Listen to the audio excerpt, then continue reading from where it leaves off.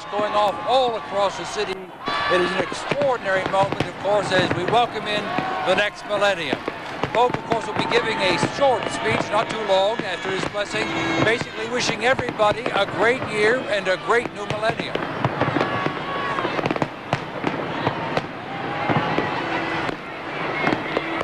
I don't have to tell you what that is.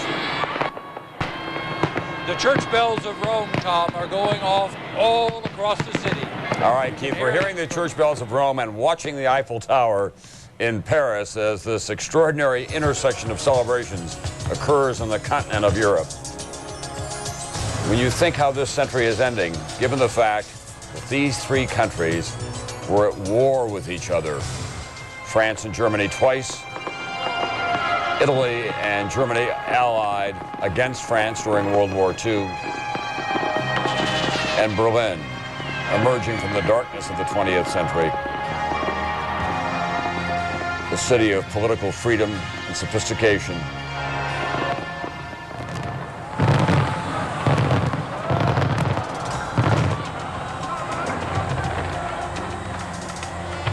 At the beginning of the 20th century, that was thought to be a monstrosity, the Eiffel Tower, now one of the most familiar and beloved landmarks in the world.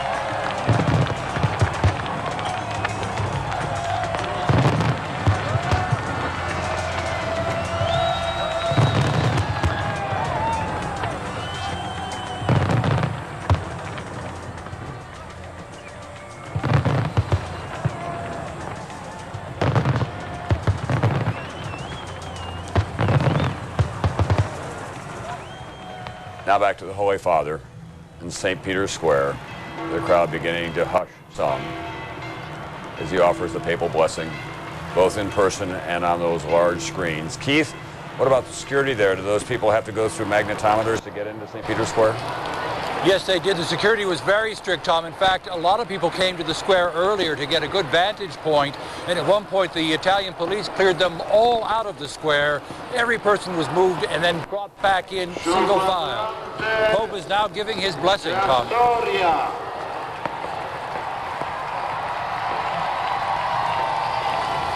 Sul quadrante della storia scocca un'ora importante. Inizia in questo momento l'anno 2000.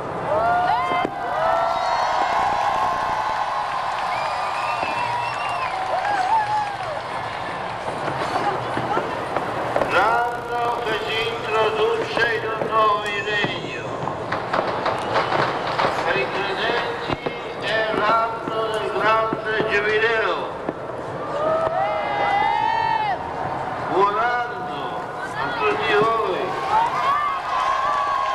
The Holy Father is 79 years old, and in his Millennium message he said, looking back, we should give thanks but also ask for forgiveness. Di ogni parte della terra, nel varcare la soglia del nuovo anno, mi piacerebbe bussare alla porta delle vostre case per recare a ciascuno il mio augurio cordiale.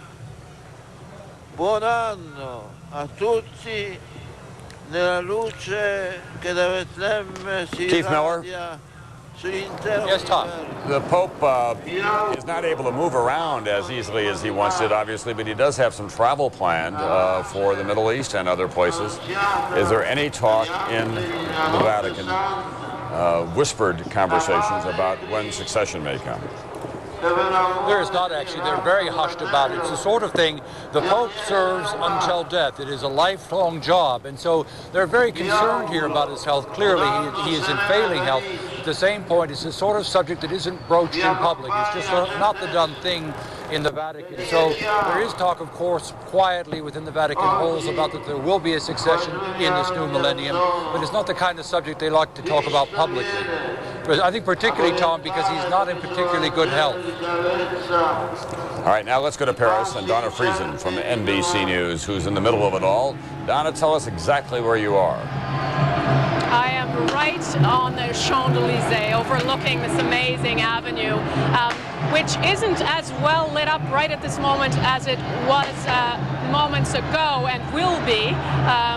After the spectacular show of lights on the Eiffel Tower is over, it really was, at the stroke of midnight, absolutely amazing. So much light that it looked as if the tower was sparkling and at one point made of gold, just shimmering incredibly. Amazing when you consider that the Eiffel Tower was a structure that was originally built, meant to be temporary when it was built in the late 1800s. Now, of course, as you said, Tom, the landmark for Paris. What's going to take place now is along the mile of the Champs-Élysées between the Arc de Triomphe behind me and the Louvre are a number of Ferris wheels that have been built, not the kinds of Ferris wheels that you would ride on, but Ferris wheels designed by artists and architects, choreographers, dancers, musicians, each one of them very different.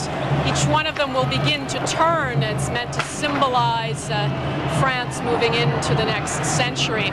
Important to note, though, that while this is all going on in Paris, there are about 500,000 people in France tonight who have no power, no water, no phones because of the fierce storms that rage through here. So Paris, though, is certainly celebrating. Tom?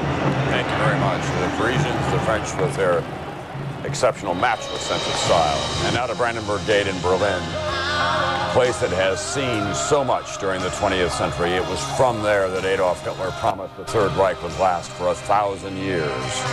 Thank God it came to a close in 1945 with so much pain, so much death, such a deep and ugly scar in history. But now these German citizens, united again after being divided by communism, looking forward to a new time, a new generation of Germans. For them, it is ancient history.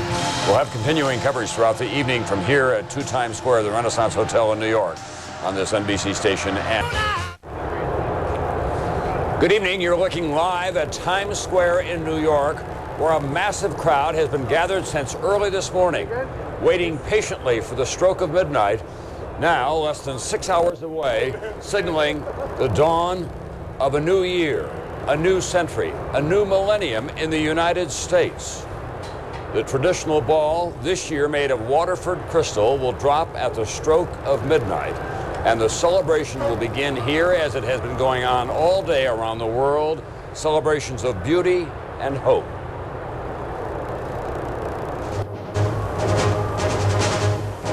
New Year's Eve, 1999, the dawn of the first morning of a new millennium beginning in the Pacific. In more than 120 countries around the world, it is already the new year 2000. In Moscow, surprising news from the Kremlin: Boris Yeltsin resigns as president. And end of the millennium jitters, computers, national security, banking and health. At this moment, all is well.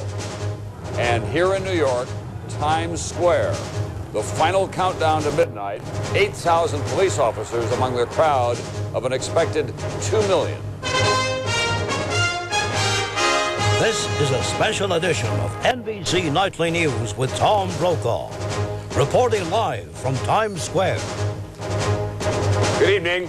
In more than half the world tonight, it is a new day, a new century, the beginning of a new millennium. And so far, it has been a joyful, peaceful, and largely trouble-free transition as time now sweeps toward the eastern shores of North America.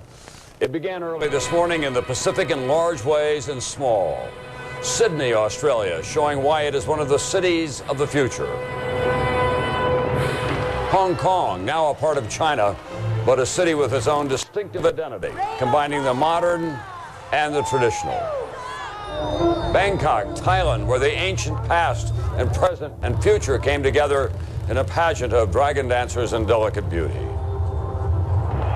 Moscow, the Russians gathering outside the fortress of the Kremlin to ponder a new century and a new president with the resignation of Boris Yeltsin. Rome, the eternal city, St. Peter's Square, where Pope John Paul, frail at 79, but the Holy Father had praise and admonitions for the faithful. And back here in Times Square in New York, the granddaddy of America's New Year celebrations, where more than 500,000 people gathered early this morning, and they have been filling this square all day long. We expect the crowd could be as large as 2 million by the time midnight arrives. It's worth reminding